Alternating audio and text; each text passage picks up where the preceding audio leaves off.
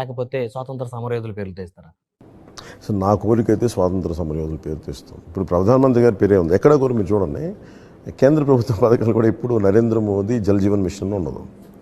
ప్రధానమంత్రి జల్ జీవన్ అంటే it signifies, it denotes ప్రధానమంత్రి నేమ్ విల్ బి కెప్ట్ అంతే. కాదు మనకు వచ్చేటప్పటికి ఏమైపోతుందంటే అది ఒక ప్రాక్టీస్ అయిపోయింది. నాకైతే అది ఇష్టం ఉండదు. నా పేరు మీద ఎప్పుడు పథకాలు ఉండకూడదు.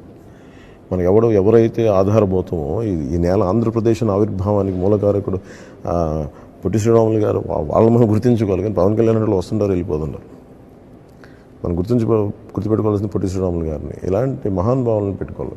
బూర్గుల రామకృష్ణారావు గారు ఉన్నారు. రెండు రాష్ట్రాలు ఏకమవడానికి తెలంగాణ ముఖ్యమంత్రిగా పదవి త్యాగం చేసిన వ్యక్తి. అలాంటి వ్యక్తుల్ని మనం గుర్తించాలి, గౌరవించాలి. ఇప్పుడు for example Telangana Andhra highway ఉందనుకోండి, మనం ఏం చేయాలి? బూర్గుల రామకృష్ణారావు హైవే పెట్టాలి. దాన్ని అలాంటివి పెడితేనే కదా సరైన సంకేతాలు పంపినట్టు అవుతుంది. నేను మటుకు వ్యక్తిగతంగా నా పేర్లు పెట్టుకుని నాకు ఇష్టం.